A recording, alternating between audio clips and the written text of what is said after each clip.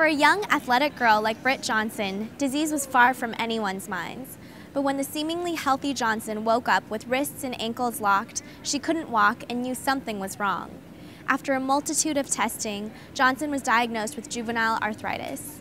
Learning from research and her own experiences with the disease, Johnson eventually found ways to continue the things she loved to do, like hiking.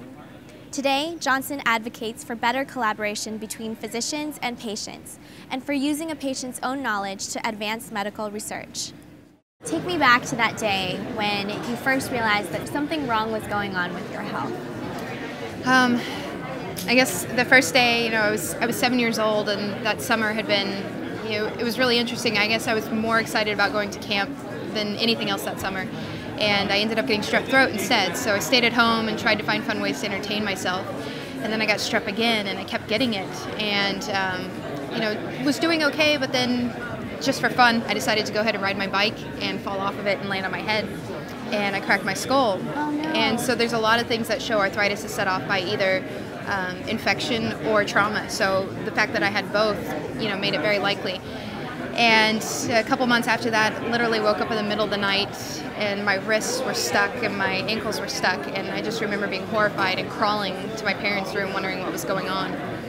And I could feel my body failing on me. I knew, I'd been so healthy up until that point, and I knew something was really wrong. My dad just carried me in his arms to our doctor that next morning, and just, the visuals that my doctor left me with and the looks on his face just said everything, just kind of let me know what I was in for at that point.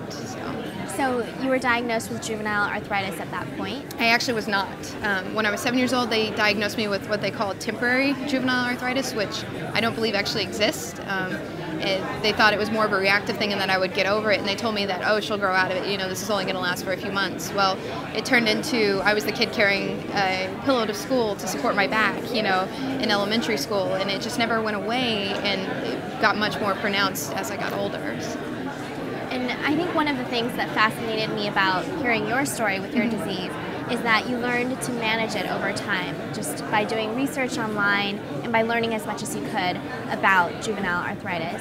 So can you tell me a little bit about that whole knowledge gathering process and how you use that to kind of manage your disease and still do the things you love to do? Certainly. I think I didn't have a choice. I had to find information and resources because I wasn't properly diagnosed as a kid, and I was living in such pain, and no one was helping me at the time. And without the internet, when I was that age, you couldn't find access and you couldn't find referrals to doctors, and we didn't know who we needed to talk to. So unless I was actively referred by someone in my local area, it wasn't going to happen for me. So as I became a teenager and the internet developed and everything, at that point we thought, we learned what a great tool it was very quickly on. And my mother actually gets all the credit for this. She started spending endless days and nights doing research on it, and she was the one who actually diagnosed me. I mean, she figured it out years before I was actually properly diagnosed. We had determined that I probably had some form of spondyloarthropathy, arthritis of the spine, and all my symptoms fit in everything that we could see online. So at that point, it was about finding ways to manage it, finding ways to talk to my doctor about things that we had found, and trying to validate what I was going through as well. But also finding community, and that was a big thing. I found creaky joints when I was 16 years old, and realizing now they were just beginning right when I found them. So I've been on there for years, and I was able to ask my questions of people and able to find people my own age, which amazed me because I knew they existed, but how did you find them at that point? And then I was able to also find people who were in their 50s and 60s who had lived with it since they were my age too. So they were able to give me wisdom and strength to go ahead with life and push forward and expect that I was owed everything normal in life and that I shouldn't have to hold myself back. Right, and so I'm guessing Creaky Joints is an online community, kind of like a support group, an online resource. Definitely. Creaky Joints, they have a bunch, they're absolutely wonderful, and started by Seth Ginsburg. He also has arthritis since he was a kid. And there's forums on there, they post articles, they do a lot of outreach, and they try to work with doctors at this point. So they're a much bigger entity now, and they've kind of moved to also helping research and, you know, healthcare change, but at the same time they haven't ever forgotten their patients, and that's still their core value, which is wonderful. And that's why I still, you know, as a patient and as a supporter myself, I still find myself going back there for information. Right, and I can only imagine how helpful it is to have that, because when most people hear the word arthritis, they think of, you know, a really old woman or man, like stiff knuckles, stiff joints. They don't think of someone who's young and healthy looking like you, who's been athletic her whole life. And so it must be a good way for you to find other people like yourself who are going through similar things. Certainly, and that's a common conversation we have on there, is that, you know, people view us one way and they see us one way, and many of us have handicap tags, and that always becomes a fight, because looking the way we do, we pull up and we park and we slap up that handicap tag up there, and then we start getting these glares and evil looks from people, or they'll honk at us. And you wouldn't believe the attitudes that we get in public from people misjudging us. But I think it's important, everybody needs to remember that the person in front of them, or, you know, the person that they meet is going through something, whether it's medical, whether it's emotional, whether they're dealing something with her in a relationship. Everybody is dealing with something, so you have to cut everybody a little bit of slack at the end of the day, and you just don't know what they're going through. Right, yeah, no, that's completely true. And in managing your disease, what were some of the things that you found to be the most helpful? That's a good question, because I'm still actively working towards that every day, I would say. You know, a lot of it is family and support, and just, you know, the e-patient community and the community that's here.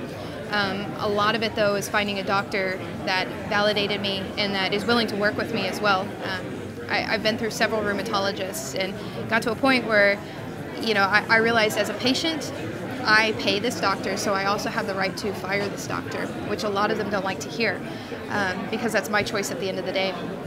And so I think a lot of it is having trust in my doctor and my healthcare team, and that takes a lot of stress off of me, and I'm able to then, you know, focus on myself, focus on nutrition and diet and exercise, and you kind of look at myself as a mental whole as well. So for me, you know, it's the simple things, you know, taking care of myself and building good, solid relationships around me, and relying on people and knowing when to ask help, I think, is the most important thing. So. Yeah, that's great.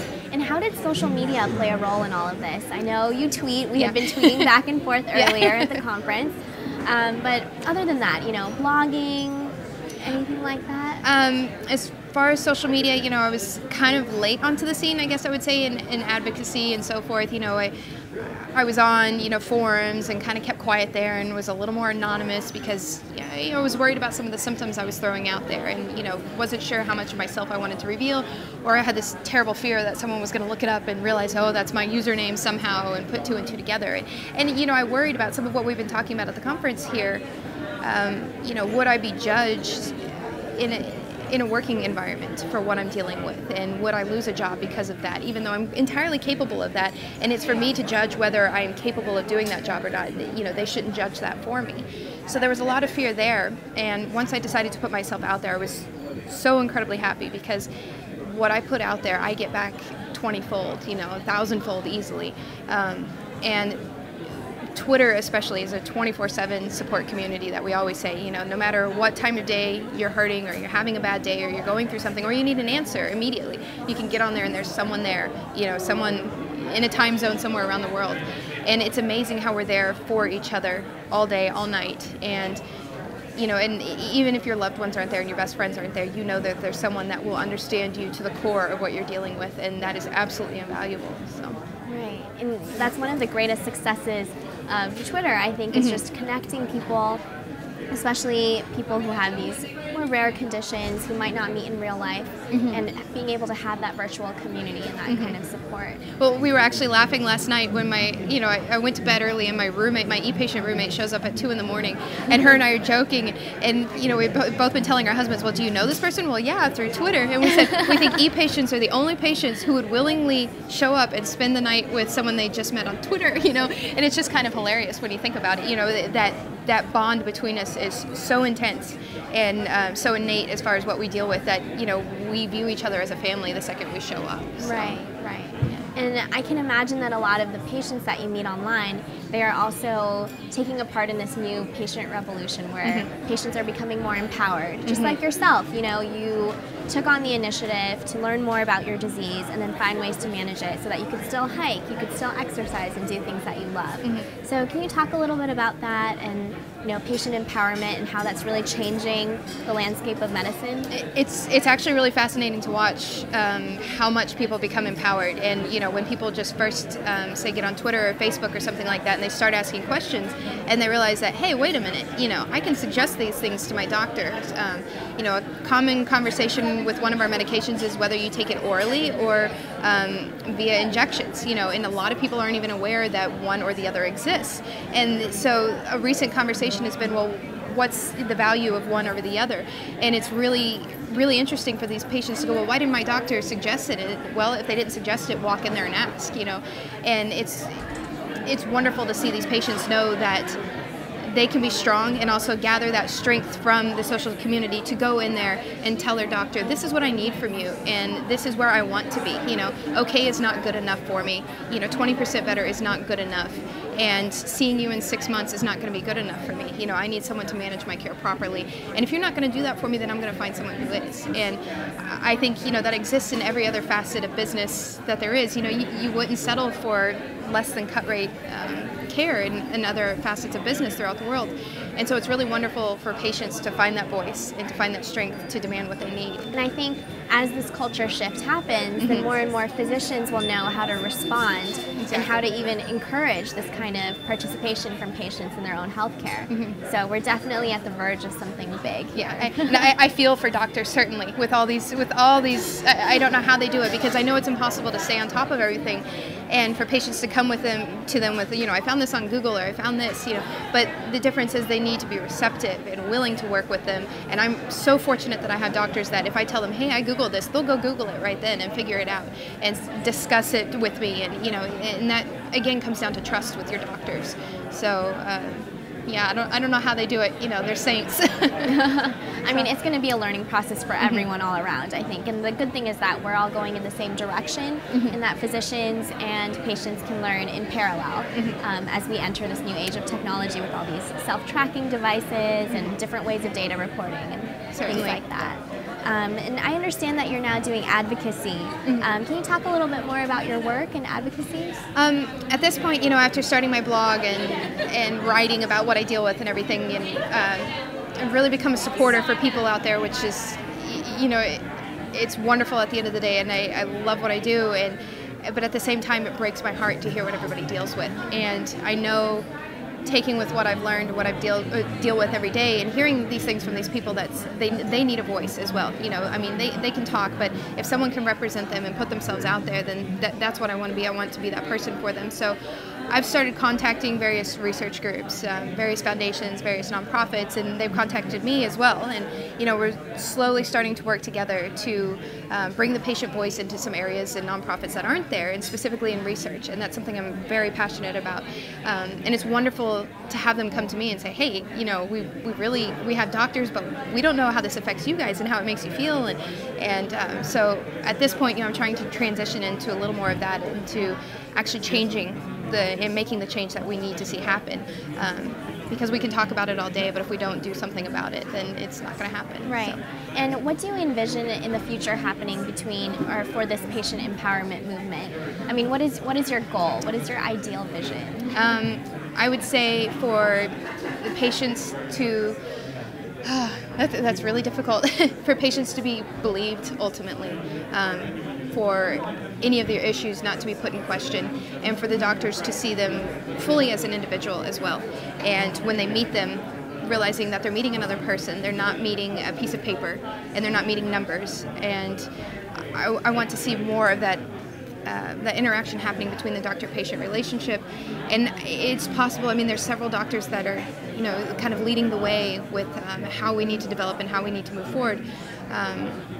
But for me, I want to see better communication, and, you know, maybe just the way we sit and talk with each other. Maybe we need to sit across from each other and not sit and be examined so much, and actually develop that conversation. And once we do that, I think we'll be able to look at healthcare the way we need to, and as well as patients being able to input their own self-tracking devices and their own data from day to day into the research that's going on. And that's something we're really missing. I mean, I live this every day, and when I could be sitting here, everything that I'm tracking on my phone, no one's looking at it. And I'm tracking it for my own good and for my doctor's own good to help treat me. But why aren't researchers looking at that? And why aren't they looking at how that could help medications and help me move forward and help someone else ultimately? So I think that's my big goal, is to figure out, to get that patient voice into research. Yeah, and I think ultimately that's where we're heading. I know there are so many, we had a panel on, taking the self-tracking data and putting it into group data. Certainly. And seeing how we can do research on that and find, what kind of drugs work, what kind of what kind of interventions are the most effective. So I think we're definitely going in that direction, but there's, just because this technology is so new, there's so much more to figure out about how to standardize tracking and patient privacy and all of that, but I completely agree. And we're on the cusp, which is so exciting, and that's what all the e-patients keep saying, is we feel like we're right there. We feel like it's really about to happen and like it's about to just explode, and we're excited to really be on the ground floor of that, but it's a little daunting also to see what's going to happen in the next 5 years as well, and try to change that. Right. Well, it must be wonderful to be a part of that movement. It is, certainly. Is there anything else that you would like to share with us today? I guess, one message that I always try to give patients is, if you're not being heard and if you're not getting the treatment you need, then find it. Find someone who will listen, and reach out to people on social media, and reach out to the doctors on social media and say, hey, don't ask them medical questions, but say, I'm looking for this kind of doctor. Is there someone in my area, or something like that? But find the care you need and be your own patient advocate. That's the most important thing, I think.